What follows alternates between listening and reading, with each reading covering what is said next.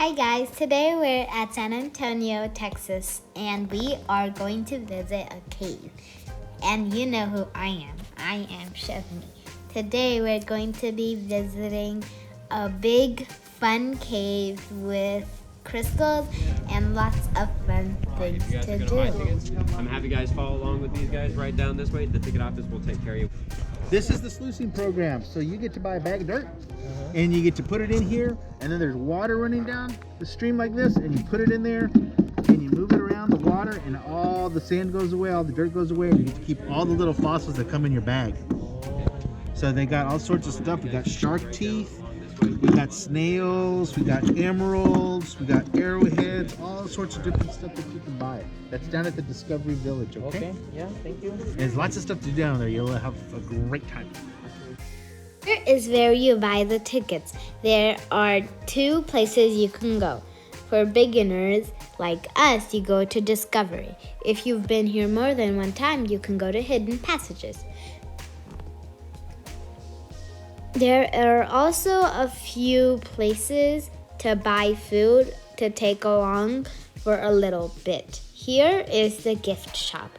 In the gift shop, there are lots of cool things that you can or can't find in the cave.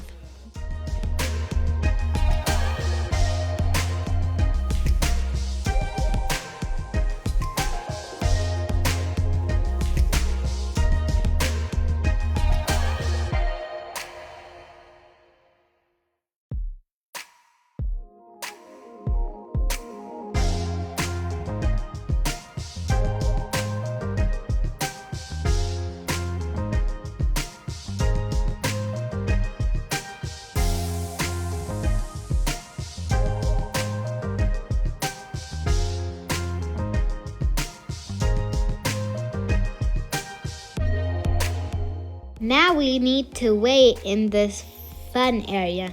There are lots of fun things to do, like you can trade post something, you can go to a maze that is a race. You go and you can just rest here, and there's a game that you can play. You can toss the beanies into the platform hole, and it's not very easy.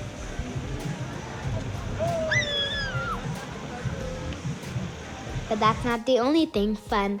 The most funnest part is when you're actually gonna go to the cave.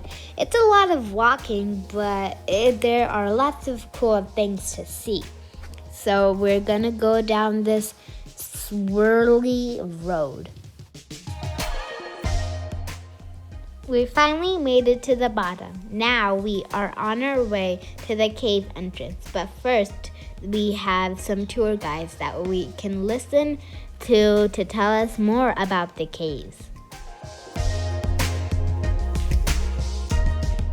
Finally, the exciting part came.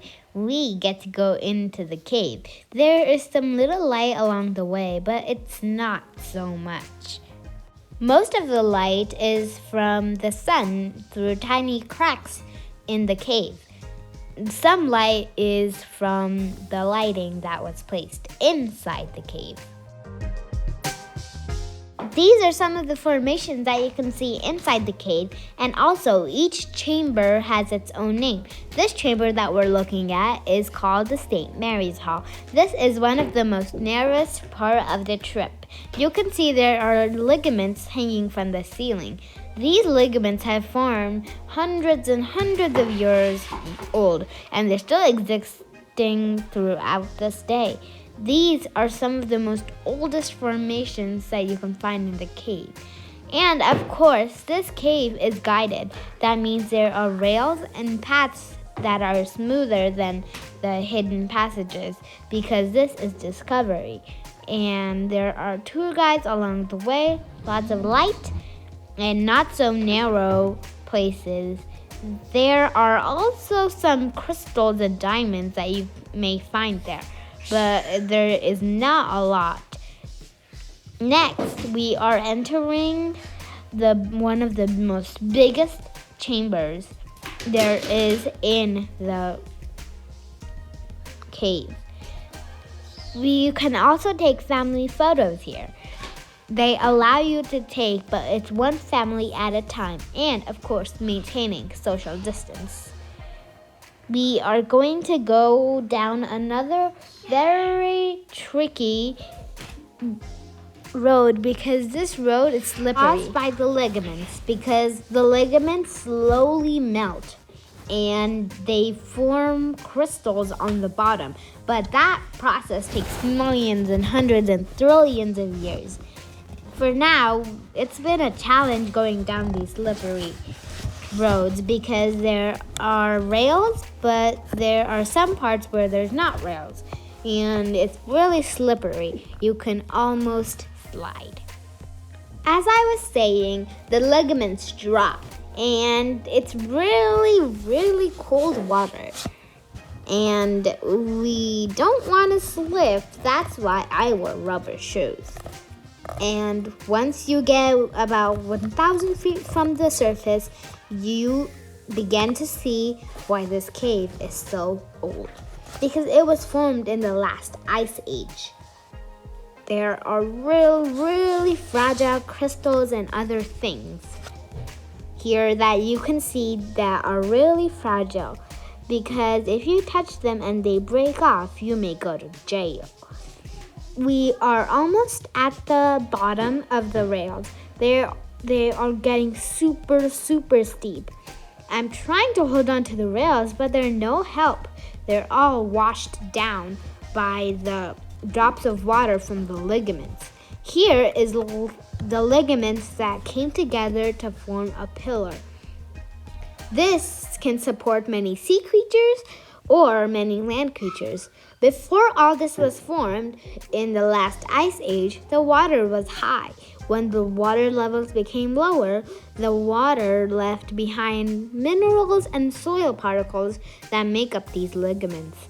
These ligaments are really old, and when they start to melt and eventually break off, they'll make new ligaments in their place, just not on the ceiling. They are going to make it on the ground. And if those ligaments get into tiny cracks into stone, then that might be a crystal stone, because when it gets inside, all the minerals and everything in there freezes and joins together, which creates that crystal-y look. Here there are tons and tons of pillars because this is tons and tons of years old. Remember, we are not gonna touch them, and the rail doesn't even touch them either, because we don't put the rail just in the middle so people can allow to touch it. There is tons of gap between the rail and the crystals, so no one can touch them. Now we are at a chamber, and this is called the fairy castles because they kind of look like castles, and they named it fairy because, well, they kind of look like fairies in them. So this is gonna be 2,000 feet from the ground. We've walked literally 1 hour to just get 2,000 feet down. This is really great. This here is the giant's castle. It's really giant. Now we are 400 feet from the ground. This is the deepest point that we can get. This is also a part of the fairy's castle, but this is a different part. And there are railings to the side, but there is not railings to the other side towards the wall. You can see that these kind of look like ice cream, like that's in the sun and it's about to kind of melt. It has that moisty look. These ligaments, they are formed by ligaments of the ceiling.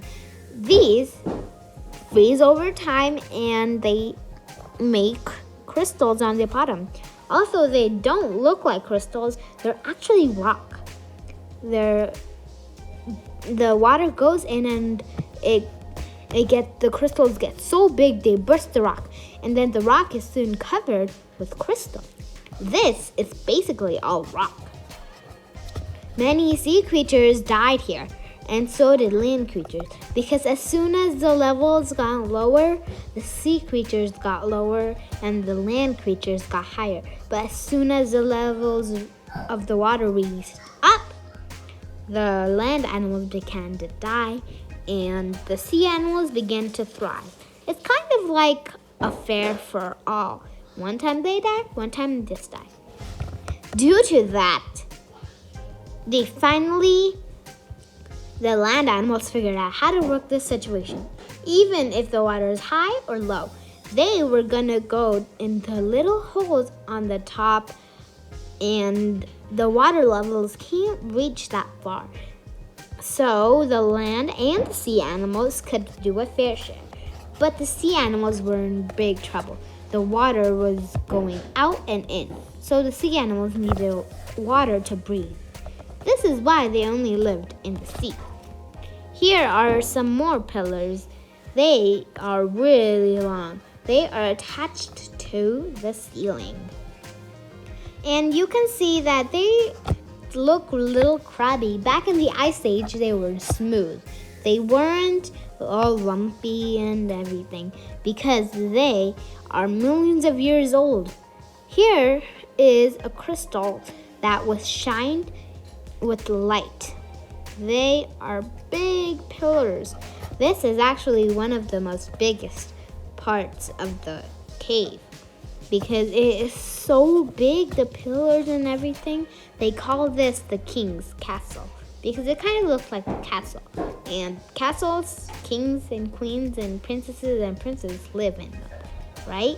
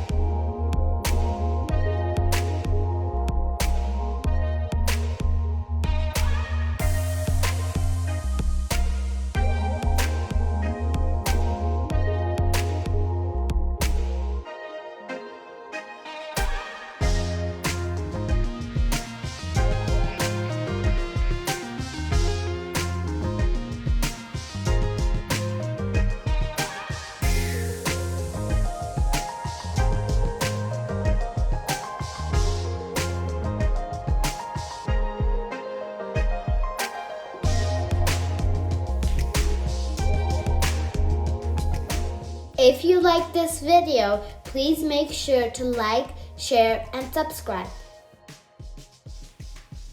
Thank you so much for watching this video. Bye.